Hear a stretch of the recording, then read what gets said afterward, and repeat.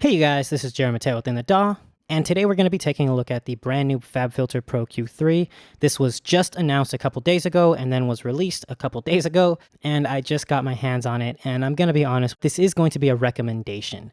If you're on the fence on whether you should upgrade, personally, as someone who makes a living in this, I think this is worth your time and worth your money, especially because the upgrade price is really cheap and affordable right now. If you're on the fence and you're looking for your first good, really powerful EQ that you can use to help bring your basic mixing skills up to the next level, I again really recommend this because it's very flexible, very powerful, and it might be the only EQ you're going to need for a long time.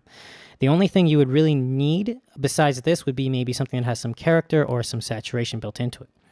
Now, with that said, I want to compare this really quickly to the original Pro Q2. I don't have Pro Q1 installed on my computer anymore, so I could not compare it to that.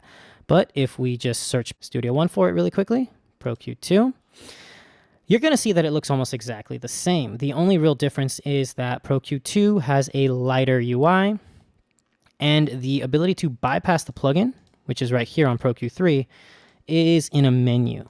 That's pretty much the only real difference that I've noticed as far as the appearance. And that's really cool because I appreciate the fact that Fabfilter has made this a functional upgrade, not a aesthetic one. And that's something you never really have to worry about with Fabfilter. They already have amazing UIs. They focus on making things better than they were before. One of the big ones is you now no longer have to go through a menu to change the shape of your node or your module that you have. So before, you either had to go down here or you had to right click and you can change the shape. Now you just click on the band, you click right here. So if I want to have a low pass filter, I have a low pass filter.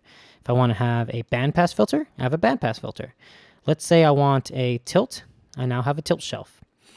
And with that said, we now have a new tilt shelf that we didn't have before.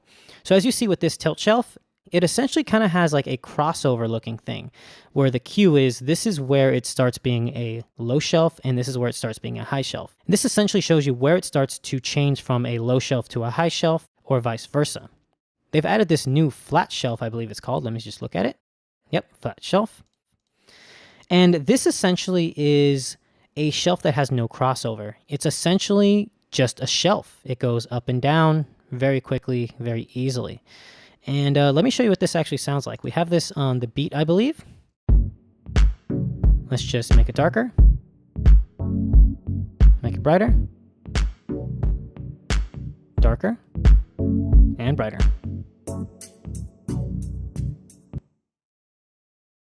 Really, really smooth. Let's compare that to the original tilt shelf.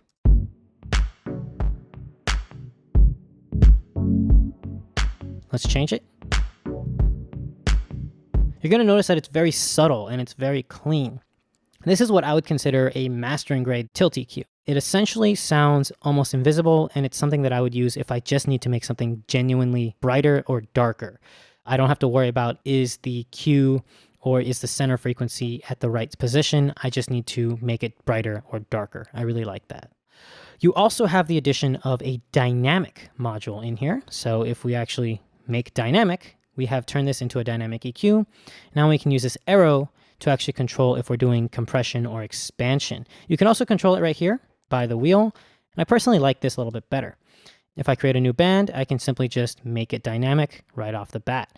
And this works very, very nicely. You have the ability to have auto or a set threshold. I personally really like the way that the auto threshold works, so I don't usually use my custom threshold unless it's something very specific like a kick drum or a bass or something like that.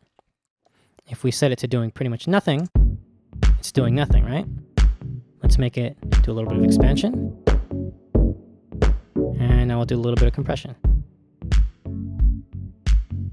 And now let's change the threshold.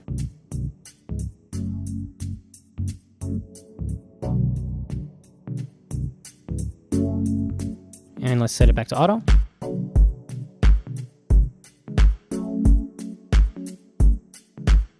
Pretty simple, right? Really, really, really simple. Another thing is the spectrum grab now gives you more modules, and it kind of highlights areas where it finds it to have the most amount of resonances. So if we play this music again,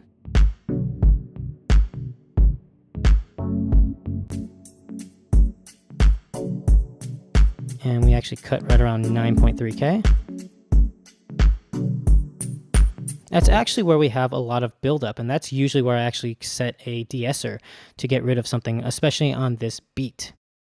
So now with that done, let's remove this. Now I can actually talk to you about why I really think the added dynamic EQ is really cool. So I have an EQ right here set up, and I'm going to bypass my actual EQ, and I want to talk to you about the differences between static and dynamic EQ.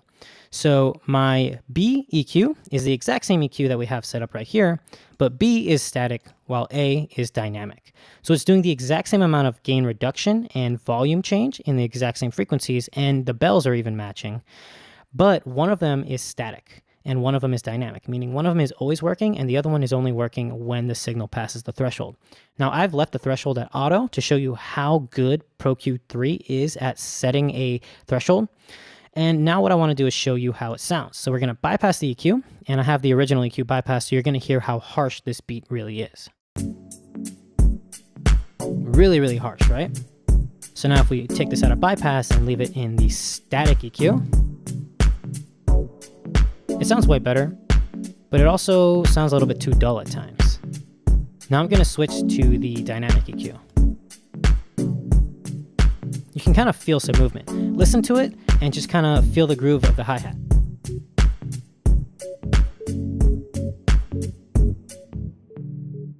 Cool, so now we're going to switch between the static and dynamic EQ. So we'll start off at bypassed, then we'll go to dynamic, and then we'll go to static, and we'll go back to dynamic. So here we go.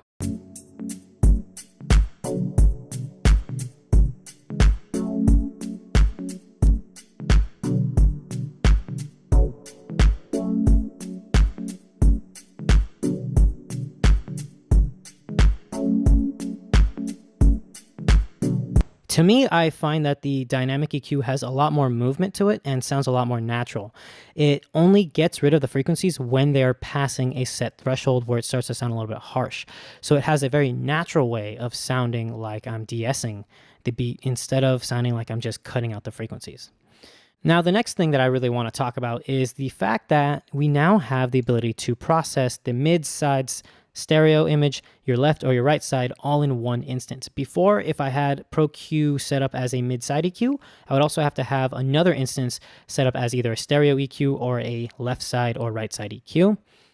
But now all I have to do is go right here, and let's say I want to EQ my mids. I now have a band on my mids. And let's say we want to do some left EQing. And now I want to do something on my sides.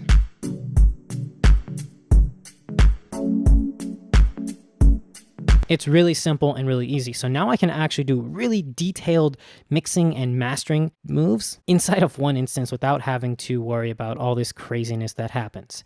So if I go to my original Pro Q3 that I have on this beat, you're going to notice that I have dynamic EQ, static EQ, I'm boosting the sides in the high end, EQing the mids out right here where the hi-hat is, and then I'm boosting the sides right here. I'm cutting anything out of the sides that's under 95 hertz, and then I'm boosting just the mids at 53 hertz. So let's bypass this EQ. A little bit harsh, not really well balanced. Let's turn it back on.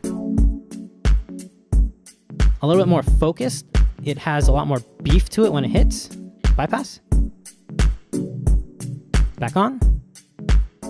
Way different. It has a lot more of a balance. And now inside of the mix with the vocal, I said forget what you heard, you know it's all about $1. and if we bypass the EQ, it sounds a little bit too harsh.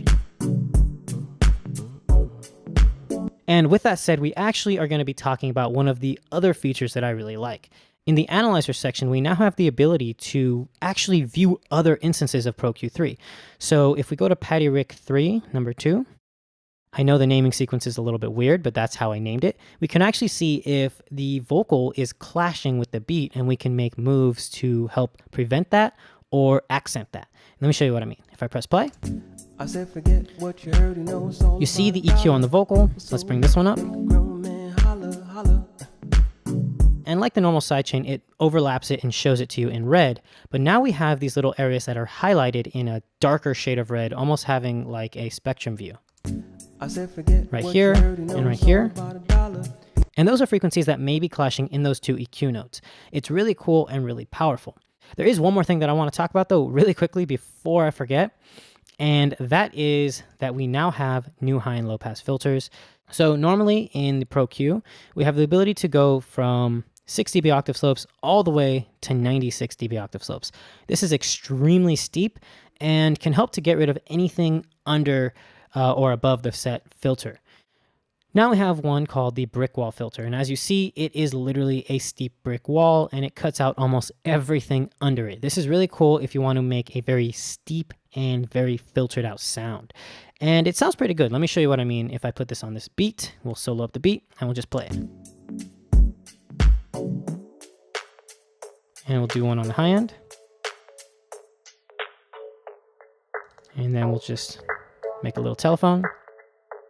And then we can smooth it out.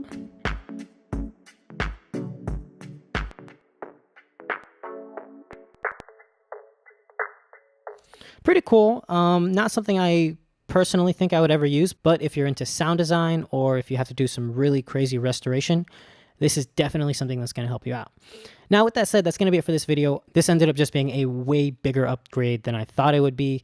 Again, my personal opinion is that if you do this for a living like I do, this is worth your time. I would say buy it or upgrade to the new version. It is definitely worth your time and your money.